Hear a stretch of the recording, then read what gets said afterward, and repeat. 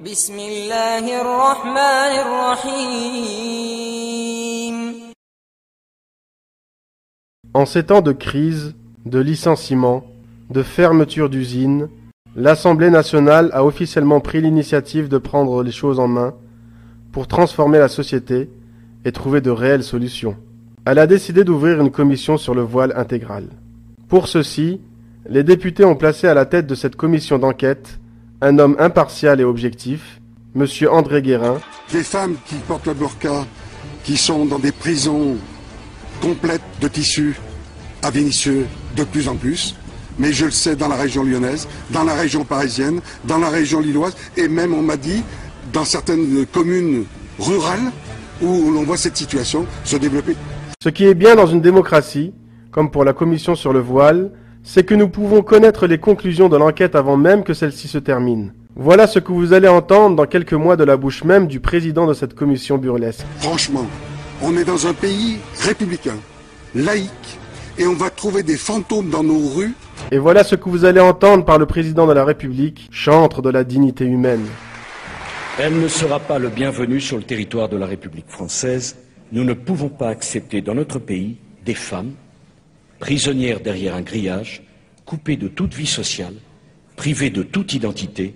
Ce n'est pas l'idée que la République française se fait de la dignité de la femme. Alors, chères sœurs, préparez-vous à ce qu'on vous enlève la liberté de vous habiller comme vous le souhaitez, au nom de la célèbre cause, celle de la défense de la dignité de la femme. Pour ce qui est de Dalil Boubaker, il joue son poste pleinement et a déjà choisi son camp depuis bien des années. En effet, on peut affirmer pour notre part que, premièrement, du point de vue religieux, ni la burqa, ni le niqab, qui sont les mêmes termes, ou voiles intégraux, ne sont des prescriptions religieuses de l'islam. Et pourquoi donc ne fait-il pas partie de l'islam ? Monsieur le Président de la République, Nicolas Sarkozy, affirmait fermement le 22 juin 2009 devant le Congrès du Parlement réuni à Versailles, je cite brièvement, « Le problème de la burqa n'est pas un problème religieux, c'est un problème de liberté et de dignité de la personne.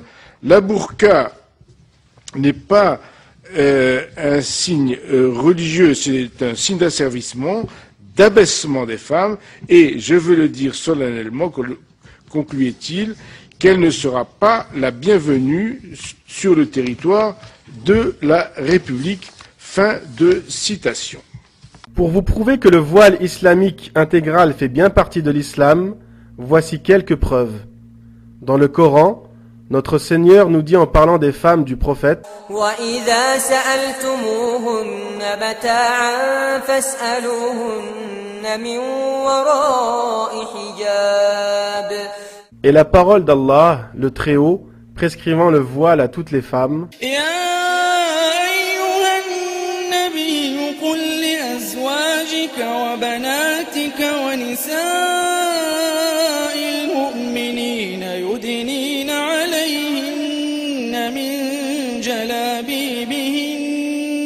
Pour ce qui est de la Sunna, qui est notre deuxième source de législation après le Coran, il est rapporté, Aïcha, qu'Allah l'agrée, nous raconte lorsque nous étions avec le messager d'Allah, sallallahu alayhi wa sallam, en état d'ihram, en état de sacralisation, durant le pèlerinage, des cavaliers passaient devant nous.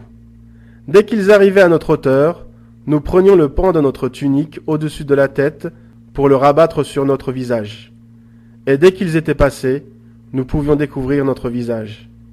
Rapporté par Ahmed, Abu Daoud et Ibn Majah. Aussi, le prophète sallallahu alayhi wa sallam a dit que la femme ne porte ni niqab ni gants en état de sacralisation. Ce hadith est rapporté par Al-Bukhari et par Muslim.